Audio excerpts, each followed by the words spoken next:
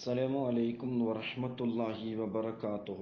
بسم الله والحمد لله والصلاة والسلام على رسول الله صلى الله عليه وسلم وعلى آله وصحبه أجمعين أما بعد.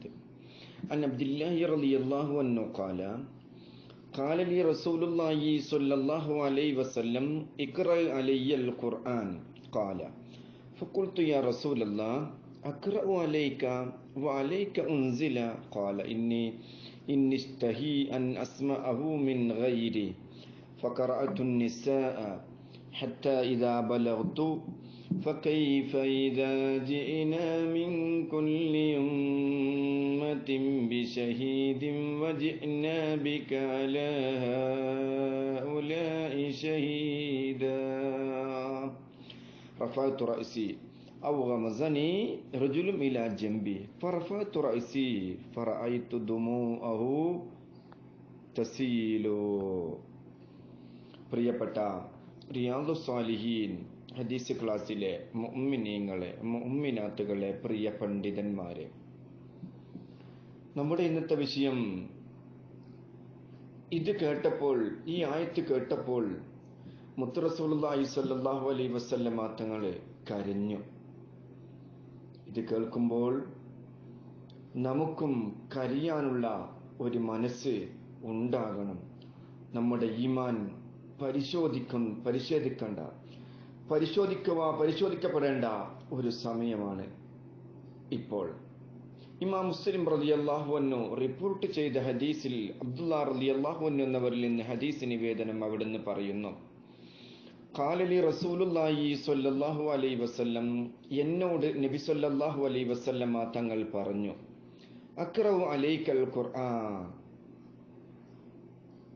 ഇഖ്റഉ അലൈക്കൽ ഖുർആൻ, എൻ്റെ മേൽ നീ ഖുർആൻ ഓതുക, എൻ്റെ മേൽ നീ ഖുർആൻ ഓതിത്തരുക.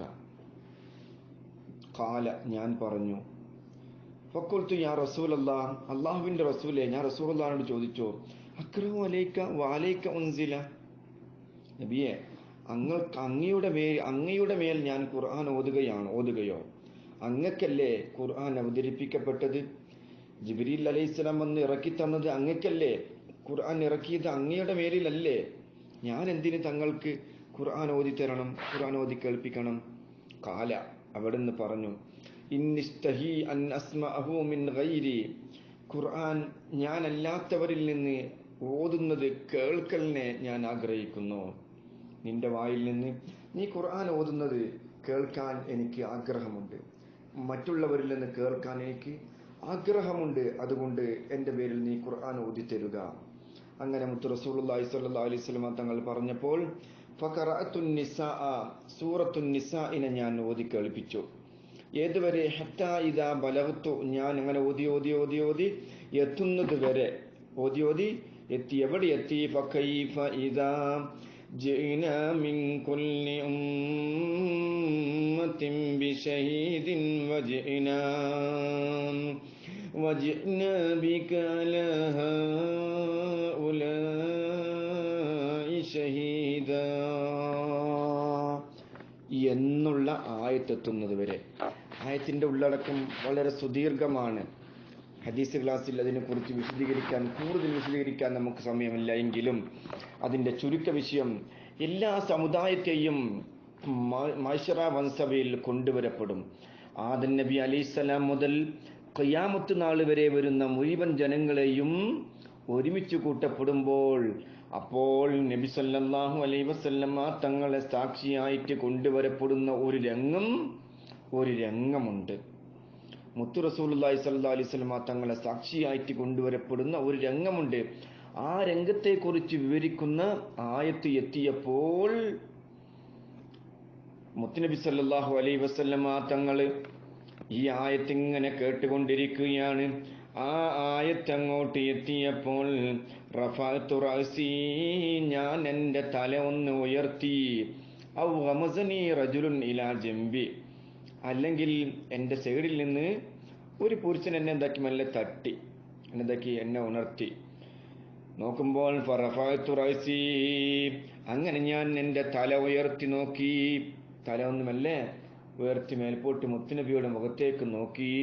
ഫറഅയ്തു ദുമൂഅഹു തസീൽ, നബി തങ്ങളുടെ കണ്ണിൽ നിന്നിങ്ങനെ കണ്ണുനീര് ഒലിച്ചിറങ്ങുന്നുണ്ട്. തങ്ങളുടെ താടികളിൽ കൂടെ തങ്ങളുടെ സമൂഹത്തിലൂടെ ഇങ്ങനെ കണ്ണുനീര് ഒലിച്ചിറങ്ങുന്ന രംഗമാണ് ഞാൻ കണ്ടത്. പരിശുദ്ധ ഖുർആൻ ഓതുമ്പോൾ മുഅ്മിനീങ്ങൾക്ക് കരച്ചിൽ വരും. നമ്മുടെ ഈമാൻ പരിശോധിക്കേണ്ട സമയമാണ്. പരിശുദ്ധ ഖുർആൻ ഓതുമ്പോൾ കരച്ചിൽ വരുന്നില്ലെങ്കിൽ നമ്മുടെ മനസ്സിൽ ഒരു കടുകുമണിയോളം ഈമാൻ ഇല്ല എന്നതിൻ്റെ സൂചനയാണ്. പരിശുദ്ധ ഖുർആൻ അത് കേൾക്കുമ്പോൾ, അതിൻ്റെ അർത്ഥം മനസ്സിലാക്കുമ്പോൾ നമുക്ക് നമ്മുടെ മനസ്സിൽ കരച്ചിൽ വരണം, നമുക്ക് സങ്കടം വരണം. മുത്തു റസൂലുള്ള കരഞ്ഞ രംഗമാണ് ഈ ആയത്ത് ഓതിയപ്പോൾ. അതിൻ്റെ വിശദീകരണം വളരെ സുദീർഘമാണ്, നമുക്കിപ്പോൾ ഇവിടെ അത് വിവരിക്കാൻ സമയമില്ല. എങ്കിൽ പരിശുദ്ധ ഖുർആൻ ഓതുമ്പോൾ നമുക്ക് ഇഖ്ലാസ് വേണം, ആത്മാർത്ഥത വേണം. അതിനെ നല്ലതുപോലെ ഓതി കേൾക്കാനും അത് ഓതാനുമുള്ള തൗഫീഖ് അള്ളാഹു നമുക്ക് എല്ലാവർക്കും നൽകി അനുഗ്രഹിക്കട്ടെ. ആമീൻ യാ റബ്ബൽ ആലമീൻ. അസ്സലാമു അലൈക്കും വറഹ്മത്തുള്ളാഹി വബറകാതുഹു.